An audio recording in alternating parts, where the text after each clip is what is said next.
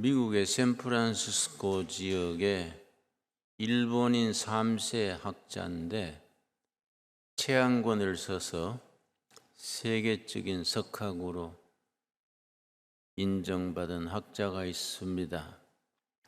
프랜시스 후쿠야마란, 일본인이 3세니까 후쿠야마란 이름이 들어갔겠지요. 프랜시스 후쿠야마. 이분이 쓴 책이 더 역사의 종말과 최후의 인간, 그런 제목의 긴 제목의 책입니다. 영어로는 The End of History, 역사의 끝 종말과 And the Last Man, 최후의 인간이라는 제목의 책입니다. 핵심이 뭐냐면은 인류 역사상에 봉건주의, 전체주의, 파시즘, 공산주의, 여러 정치 제도가 등장을 했었는데 지금 누리고 있는 자유민주주의, 민주주의가 최고의 제도다. 이 이상 더 좋은 제도가 나올 수 없다. 그렇게 쓰면서 민주주의에는 약점이 많다. 많은 약점이 있음에도 불구하고 지금까지 인간이 만들어냈던 정치 체제, 이데올로기, 제도 중에 가장 나은 제도다. 더 이상 가는 정치 체제가 나타날 수 없다. 그렇게 하면서 길고 긴 인류 역사에서 문명이 발전을 해왔는데, 그래서 자유민주주의까지 발전해 왔는데, 인류 문명이 발전해 온 데는 두 가지 니드, 욕구가 중심에 있었다. 두 가지. 그 두 가지 때문에 인류 문명이 발전해 왔다는 겁니다. 첫째가 뭐냐면은 경제적으로 더 잘 살고 싶어 하는 니드, 보다 경제적으로 나아지고자 하는 욕구. 첫 번째지요. 아파트도 12평 살다가 20평으로, 20평에서 40평으로, 40평에서 60평으로. 예를 들어서 경제적으로 보다 잘 살고 싶어 하는 욕구. 두 번째가 참 중요합니다.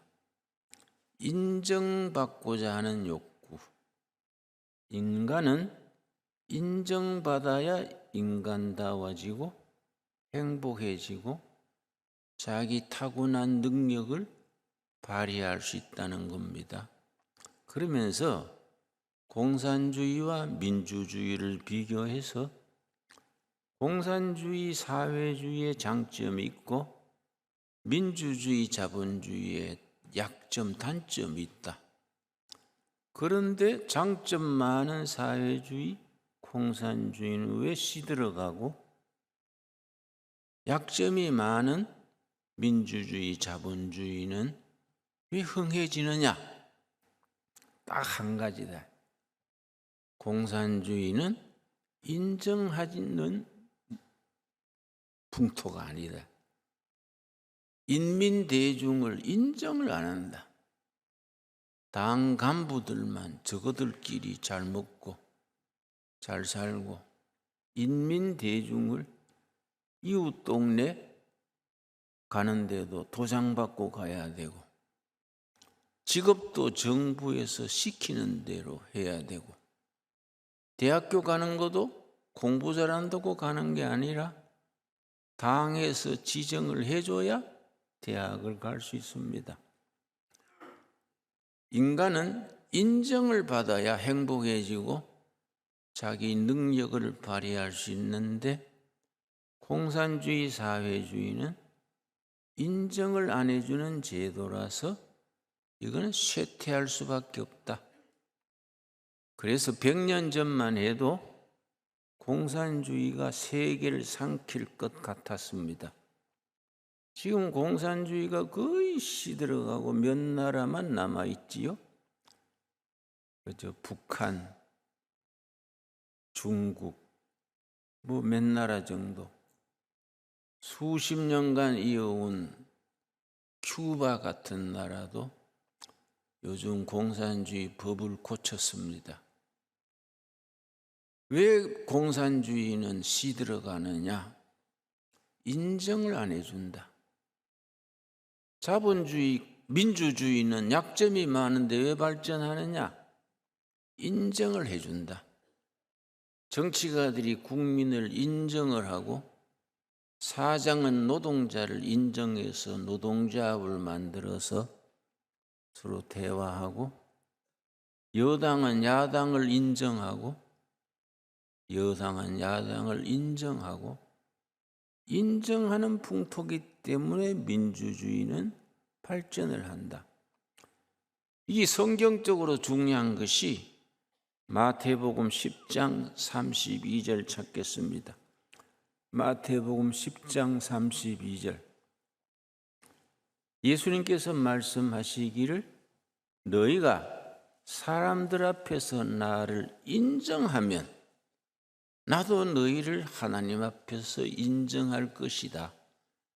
너희들이 사람들 앞에서 나를 인정하지 아니하면 나도 인정하지 못한다.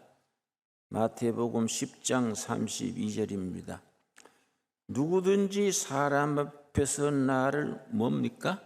시인하면, 그게 인정하면입니다. 시인하면이 인정하면 나도 하늘에 계신 내 아버지 앞에서 그를 시인할 것이요 인정할 것이요 누구든지 사람 앞에서 나를 부인하면 인정하지 아니하면 하늘에 계신 내 아버지 앞에서 그를 부인하리라 인정하지 아니하리라. 기독교적 가치관, 교회 문화는 서로 인정하는 데서부터 기초가 있습니다. 우리가 하나님을 인정하고 하나님은 우리를 인정하고 사람들 앞에서 예수님을 자기의 주인으로 시인 인정하면 예수님께서도 우리를 하나님 앞에서 자기 백성이라 성도라 인정할 것이고 시인할 것이고 사람들 앞에서 나를 인정, 시인하지 아니하면 나도 하나님 앞에서 너희를 시인, 인정하지 않겠다. 참 귀한 말씀이지요. 부부간에 행복한 부부는 특징이 있습니다. 남편은 아내를 인정해주고 아내는 남편을 인정해주는 부부는 문제가 없습니다. 요새 젊은이들이 왜 이혼을 잘하고 결혼한 지 얼마 만에 파탄이 이루어지고 그런 게 왜 그러냐? 서로 간의 약점도 단점도 서로 살아가면서 인정해줘야 되는데 아내의 약점을 드러내가지고 당신 그런 점 어떻고 인정 안 해주면 부인이 상처받습니다. 남편도 마찬가지지요. 부부 사이에 아내가 남편에 대해서 절대 말하면 안 되는 게 있습니다. 살다가 짜증이 나가지고 당신같이 무능한 남자 만나가지고 내가 동창회도 못 나가. 안 그래도 무능해 죽겠는데 마누라가 그 말하면요 아파트에서 떨어져 죽고 싶어요. 절대 그 말하면 안 됩니다. 무능한 남편도 아이고 내가 다 팔자지 응? 생각하고 무능한 남편을 존중하고 인정해줘야 남편의 잠재된 능력이 나타나고 실력이 자라게 되는데 무능하다고 자꾸 부인이 남편을 티박주면 그 남편이 사랑구실 하겠습니까? 아버지한테 인정받지 못한 자식들은 밖에 나가서 성공하지 못합니다. 시골에서 두레마을 공동체를 할 때에 22살 먹은 청년이 신경쇠약의 불면증에 걸려서 누구 추천으로 두레마을에 왔습니다. 그렇게 착하고 바탕도 좋고 나무랄 데 없는데 늘 풀이 죽어가지고 잠 못 자고 소화도 안 되고 그렇다 그래서 내가 고추밭을 같이 매면서 얘기를 했습니다. 내가 볼 때 자네는 흠잡을 데 없는데 성품도 좋고 부지런하고 다 좋은데 왜 그래 풀이 죽어 사냐? 왜 그렇게 사람이 기백이 없고 풀이 죽었냐? 그랬더니 대뜸 하는 말이 아버지 탓이에요. 그래요. 그 아버지가 학교 중고등학교 교감인데요. 아버지 탓이라 그래요. 그래 학교 교감 선생님 아버지 말이냐? 그랬더니 그렇다 그래요. 아버지가 어쩔 건데? 아버지는 나를요 항상 인정을 안 해줬습니다. 내 평생 소원이 어떻게 하면 아버지한테 인정받아 볼 수 있을까? 자기는 그게 소원이랬다는 겁니다. 한 분은 성적이 잘 나와가지고 아버지한테 자랑했대. 아버지 이번에 성적이 잘 나왔어요. 통지부 가지고 갔더니 그 아버지가 통지표를 툭 던지면서 인마 그걸 자랑이라고 하냐? 공부를 하면 1등, 2등 해야지. 그것 좀 올라갔다고 자랑하냐? 바보 같은 기. 기가 팍 죽은 거예요. 친구들하고 대화하다가 아버지가 확 인상 쓰는 거예요. 니 같은 게 창피다. 아버지 인상 쓰던 얼굴 기억나면 힘이 쫙 빠지고 의욕을 잃어버린다는 겁니다. 그러다가 신경쇠약 걸리고 불면증 걸리고 두레마을까지 온 거지요. 한 1년간 그 망가진 자존심, 인정받지 못하는 마음을 자꾸 위로해주고 나는 이런 장점이 있어. 나는 이런 점이 참 뛰어난 점이야. 자꾸 인정해주고 박수 쳐주고 그랬더니 그게 되살아나더라고요. 지금은 아주 목회자가 돼가지고 충청도에서 좋은 목회하고 있습니다. 인정받는다는 게. 그래서 프랜시스 후쿠야마가 그 책에서 역사의 종말이라는 책에서 결론이 뭐냐? 공산주의는 망한다. 왜 망하냐? 인정하지 않는 문화다. 인정 안 하기 때문에 그 사회는 시들어간다.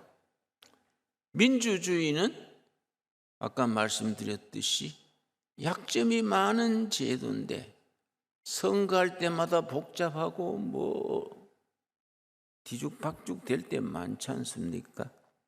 그런데 민주주의는 왜 힘이 있느냐? 인정하는 문화다.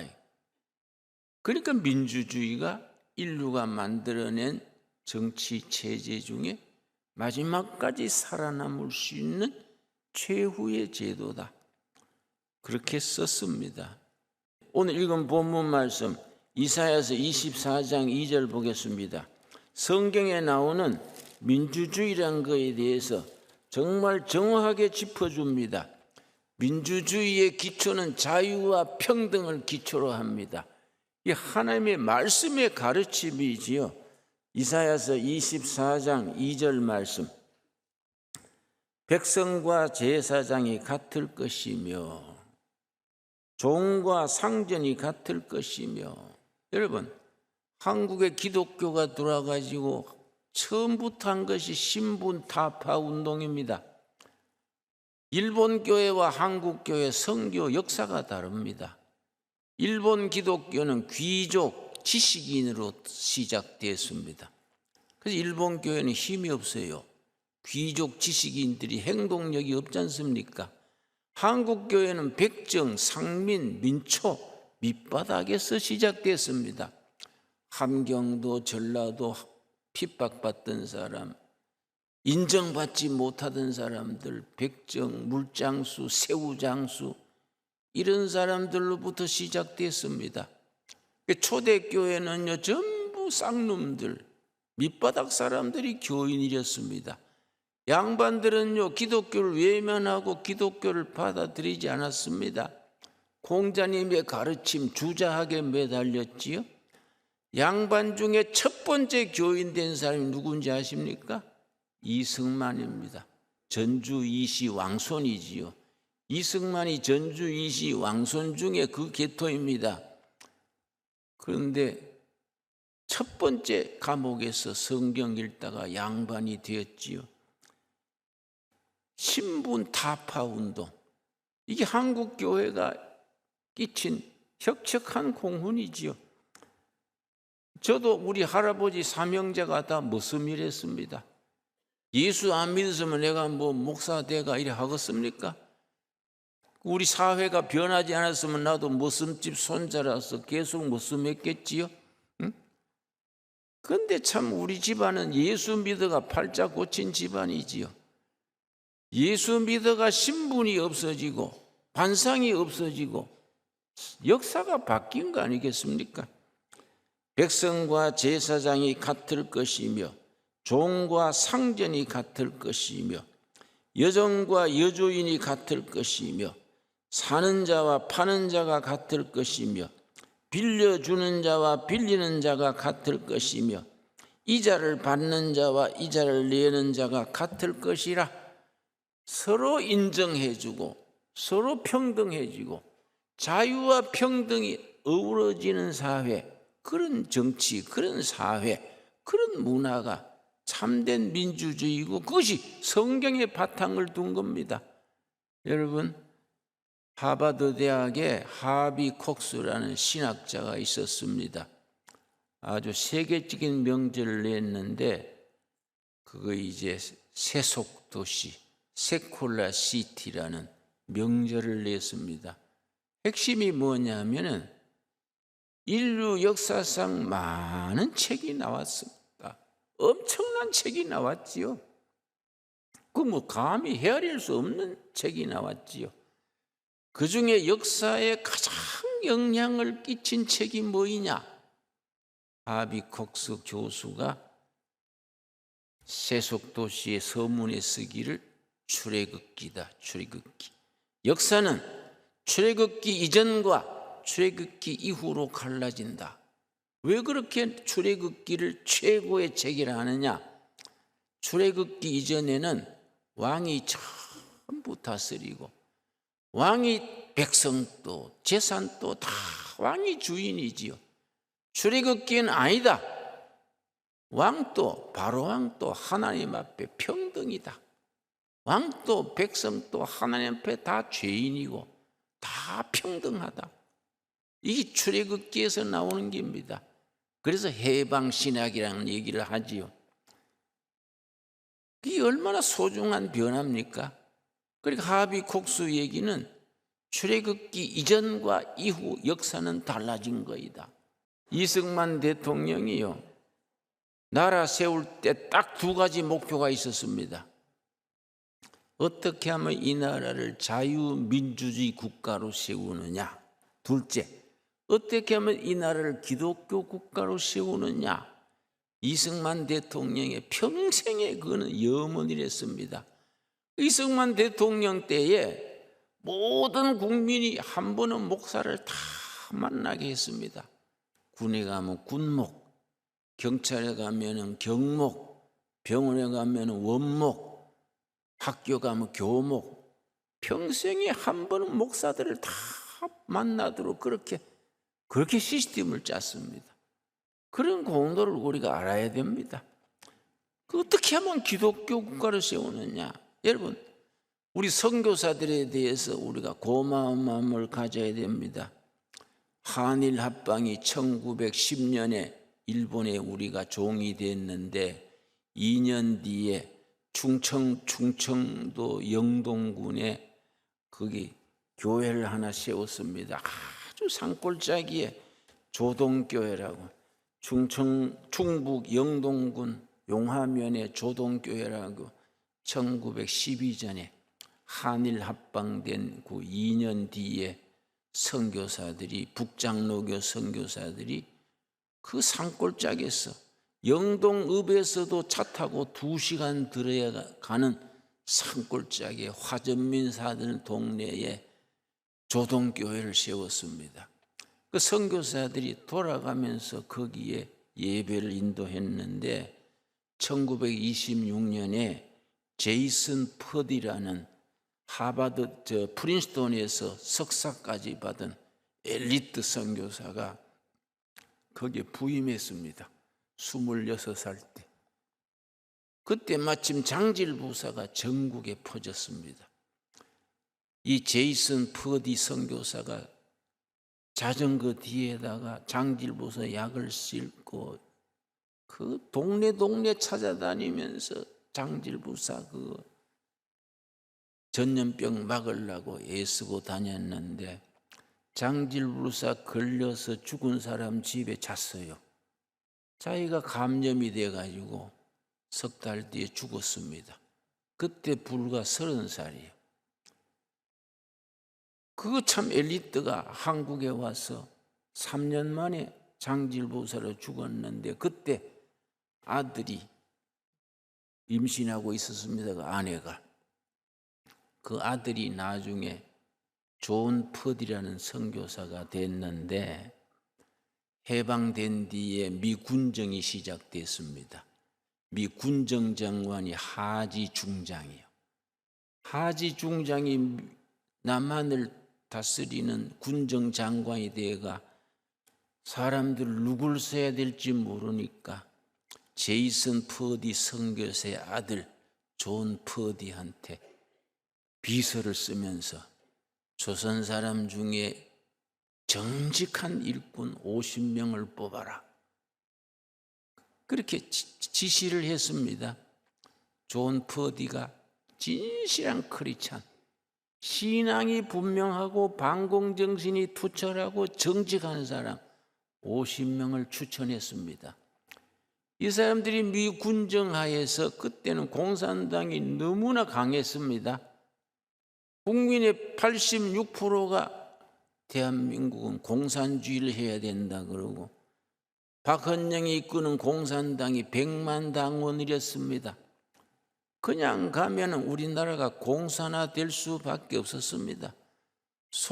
북한은 소련이 진주해가지고 진주 한 2달 뒤부터 군대 기르고 토지 개혁하고 북한에서 딱 김일성 내세워가지고 완전히 공산화했습니다. 남한도 남조선 공산당이 100만 당원이 됐는데 그냥 두면 공산화될 수밖에 없었습니다. 그때 존 퍼디 선교사 아들이 추천한 50명이 매일 기도하면서 이 나라를 어떻게 하면 공산주의를 막고 민주주의 할 것인가. 그 사람들은 이름도 안 나타나는 숨은 일꾼들이었습니다. 그 사람들이 나라 지키고 거기에 이승만 박사가 등장해서 초대 대통령이 돼서 우리가 공산화로 가지 않고 민주주의 국가를 세울 수 있게 된 겁니다. 얼마나 감사한 일입니까? 우리가 역사를 알고 자부심을 가져야 됩니다. 우리가 하나님이 이 나라 이 백성을 사랑해서 민주주의가 뿌리 내리고 해방 이후로 전 세계에 2차 대전 이후로 126나라가 새로 생긴 나라들입니다. 신생 독립국 126나라 중에 우리나라처럼 도움받던 나라가 도와주는 나라로 산업화, 민주화, 정보사회화 도움받던 나라가 도와준 나라 된 나라는 유일한 나라입니다. 하나님이 보호하사 우리나라를 지켜주신 겁니다. 앞으로 이 나라는 더 뻗어서 통일한국 시대에 위대한 코리아로 온 세계 선교 담당하는 선교한국으로 뻗어나가게 될 줄 믿습니다. 그게 우리나라를 향한 하나님의 뜻입니다. 그런 비전을 가지고 그런 사명감을 가지고 우리 다시 시작해야 됩니다. 여러분, 이 코로나19 때문에 교회들이 많이 약해지고 어려워졌다고 걱정하지요. 여러분, 새로 시작하면 됩니다. 여러분, 하나님은 우리 편입니다. 아멘 하시지요? 하나님이 우리 편이기 때문에 할 수 있습니다. 여러분, 그래서 빌립보 4장 13절 오늘 마지막 말씀으로 마칩시다. 내게 능력 주시는 자 안에서 내가 모든 것을 할 수 있느니라. 이 프로그램은 여러분의 미디어 선교 후원으로 제작되었습니다. 선교는 사명, 후원은 동역. 당신도 복음을 전할 수 있습니다. 선교 후원 02-6333-1003번